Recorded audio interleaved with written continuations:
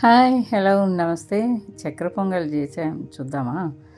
మరి కొబ్బరి ముక్కలు, జీడిపప్పు, కిస్మిస్ ఇవన్నీ రెడీ పెట్టుకోండి. పెసరపప్పు, పావు కప్పు పెసరపప్పు, ముప్పావు కప్పు బియ్యము, అలాగే పావు కప్పు, అరకప్పు బెల్లము, ముప్పావు కప్పు పంచదార 2 రెడీ పెట్టుకోండి. యాలకుల పొడి, కొంచెం పచ్చకర్పూరం.